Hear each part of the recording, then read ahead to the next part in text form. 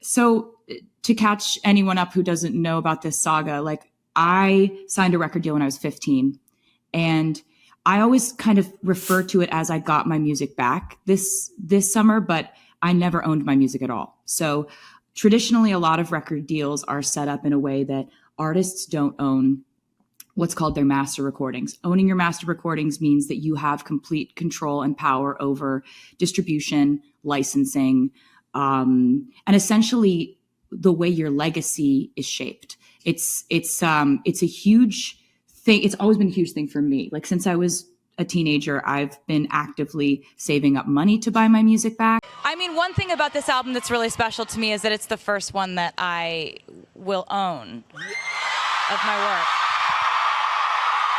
which is a concept that they're very supportive of. Right. That you're planning on re-recording some of your music. Is that true? Wait a minute. Are you going to do that? Yeah, that's true, and it's something that I'm very excited about doing because my contract says that starting November 2020, so next year, I can record albums 1 through 5 all over again. So, and you'll do that. I'm very excited about it because. Why is this so important to you?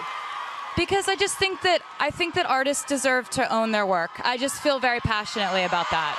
Yeah. And you can see that they do as well. So you'll be doing that soon. So soon we'll be doing the re-recording. Yeah, it's next year. It's right around the corner. I'm going to be busy. I'm really excited.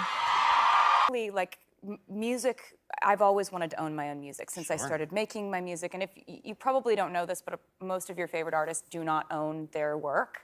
The music industry is, We don't make that conscious decision. We aren't given the information oftentimes, and that's why I'm having lots of conversations behind the scenes with record labels and trying to help them understand this from a psychological perspective, what you do to an artist when you separate them from their work. You break something, and I'm trying to figure out how to put that thing back together in a way that heals what was broken by a system that is not designed for artists to have a chance at, that's an artist's pension plan. That's their retirement. That's their legacy. That's what they want to leave to their children. It's been sold. My music has been sold a few times. The first time that it was sold, it really ripped my heart out of my chest. And I told everybody exactly how that felt for me and what I was going through. And I started basically defiantly re-recording my music because I wanted to own it. And this was the only way I thought it was ever going to happen. And so. Which brings us to Scooter Braun. Yeah. And so you didn't see it coming? No. So how did you find out? I found out when it was online, like when it hit the news. Nobody in your inner circle Nobody knew. And you didn't smell it? No. I knew he would sell my music. I knew he would do that. I couldn't believe who he sold it to because we've had endless conversations about Scooter Braun, and he has 300 million reasons to conveniently forget those conversations. Now, could you re-record? Oh, yeah. Might you do that? Oh, yeah. That's a plan? Yeah, absolutely. That artists should own their catalogs is because if you are the creator of all of this music, you're the only one who actually knows the ins and the outs of it. You're the only one who knows what almost was written.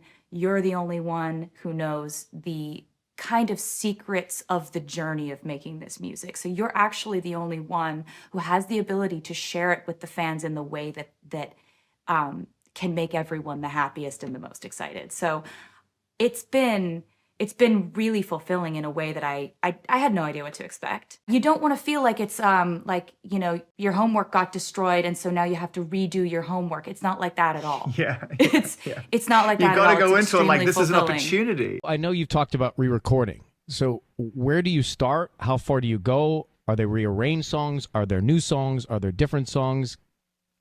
Well, I have almost a year to plan and to get things, get all my ducks in a row. And I'm really going to be listening to the fans because, there are some amazing ideas that they've had. Like I'm always looking on Instagram and Tumblr and Twitter and seeing what they would want. Like some of the things that they've said that are really interesting to me are like, I wrote the song Better Man for the Little Big Town. Little Big Town. Yeah. making a #1 country song and like CMA Song of the Year and stuff. Like they took that song all the way. But I wrote that during the Red, like it was originally going to be on the Red album. So it's like the fans were like, maybe she'll put Better Man, her version, on the Red album. And I was like, that's an amazing idea. So I'm going to be listening to what they are saying. I think they want me to kind of stick to the original production a bit, like make them pretty close, because I don't think they'd want to hear like Teardrops on My Guitar, the pop version. Like, There's the purists, right? There are purists out there that want to hear it. Or something. Like, I think they kind of want to keep it original. And so the best part is, like, contractually, I can make them nearly identical to what they were originally, which is great. That is great. Well, that clarifies a little bit, because I was, seeing all this, and I'm like, I don't even know what that means, how to, and how, what a process that is. It's a really weird part of our industry, but I'm actually really excited. Like, this whole phase of my life is very much about freedom. I think for me, that was the closest I ever thought I would get to owning my music. And so re-recording my music, it was so exciting to get to have that opportunity, but there was still like, I thought about not owning my music every day. It was something that I never was. It's like an intrusive thought that I had every day. And to this day, none of these investors have ever bothered to contact me or my team directly to ask how I might feel about the new owner of my art. The music I wrote, the videos I created, photos of me, my handwriting, my album designs. The fact is that private equity is what enabled this man to think, according to his own social media post, that he could buy me. But I'm obviously not going willingly. I'm re-recording my older music, and I think my answer to that is, so far of the ones I've recorded, I think it's been the most fun doing Love Story, because the older music, my voice was so teenaged, and sometimes when I hear my older music and my older young teenage voice, it makes me feel like I'm a different singer now. Yes, it does. It makes me feel really close to those songs again. Good morning, America. It's Taylor. I'm so excited to share with you that tonight at midnight, I'll be putting out my version of my song Love Story, which was originally on my album Fearless. I've now finished re-recording all of Fearless, which will be coming out soon.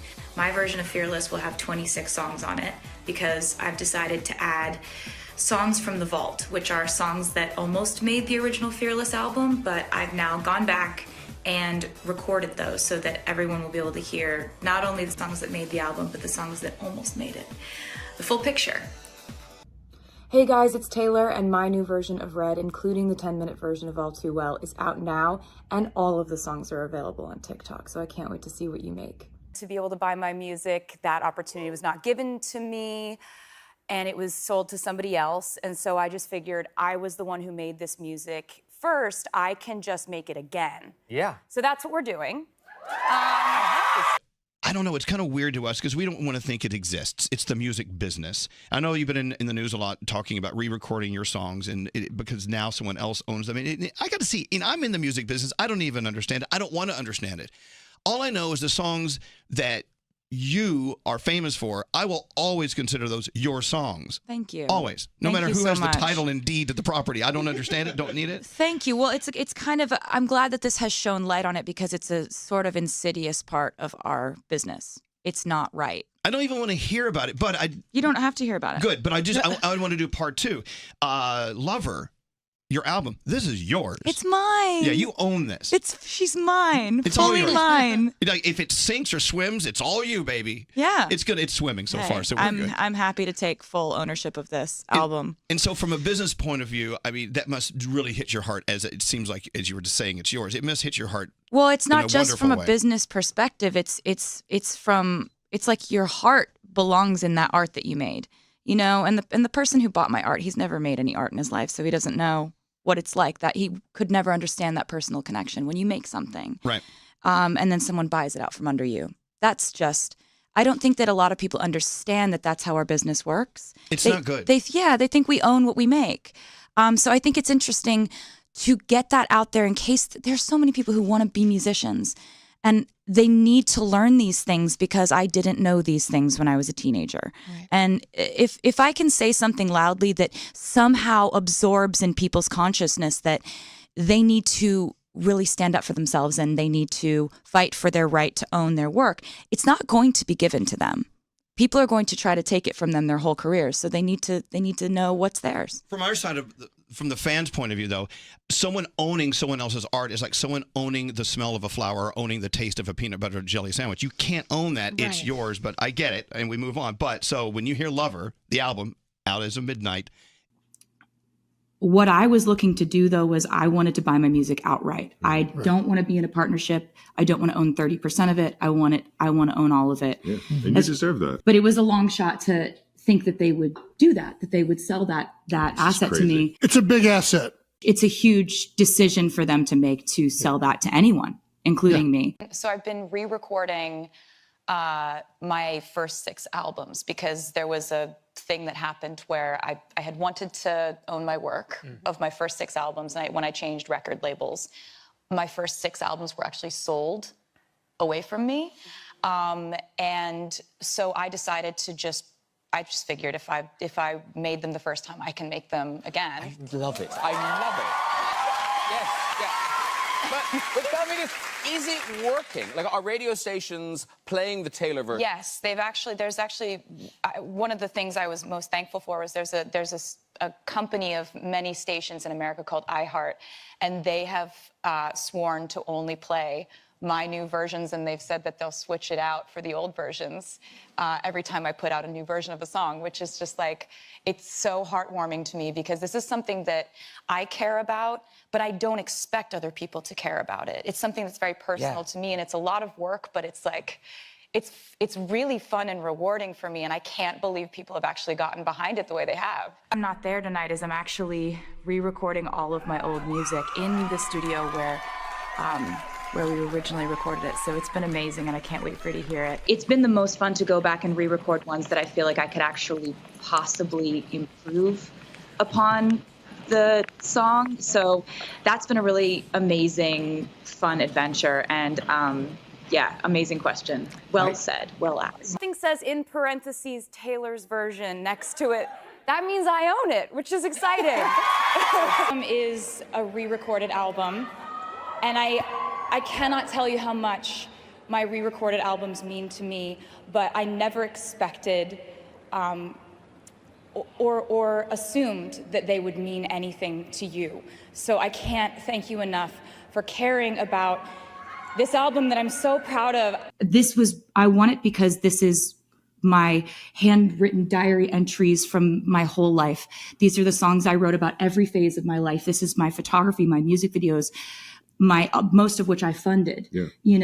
My artwork, everything that I've ever done is in this catalog. I thought I would just show you. So if you would direct your attention to the back big screen that we have.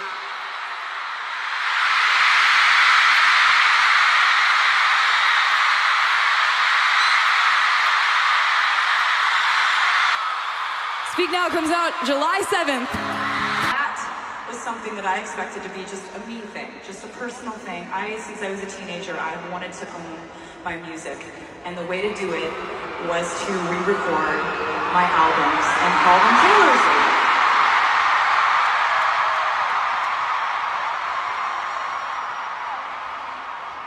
And the way that you have embraced that, the way that you have celebrated that, you really decided that it was your fight too, and that you were 100% behind me, and if I cared about it, you cared about it. I will never stop thanking you for that. It was so generous of you to care about something that I cared about.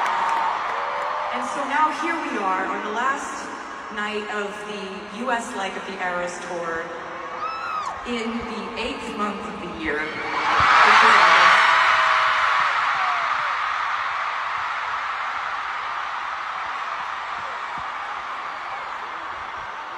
On the 9th day.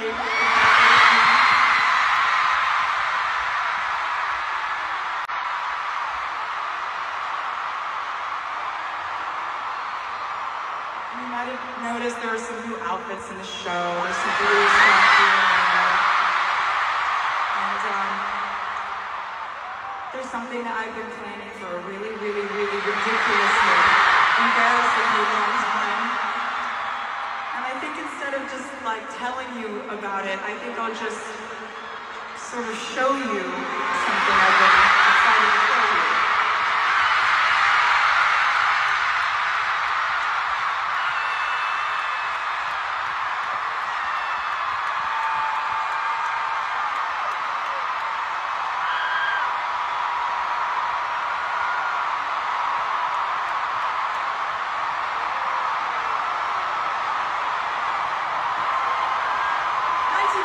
Taylor's version will be out October 27th.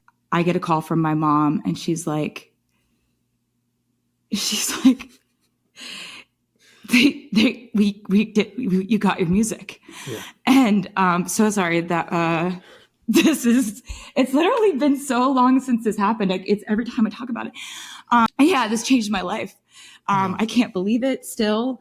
Every time I think about it, it's like, I have to tell the short version to everyone because it is still like this will affect the rest of my life. I think about this every day now, but instead of it being like an intrusive thought that hurts me, I can't believe this happened. Like, how lucky am I? How grateful am I?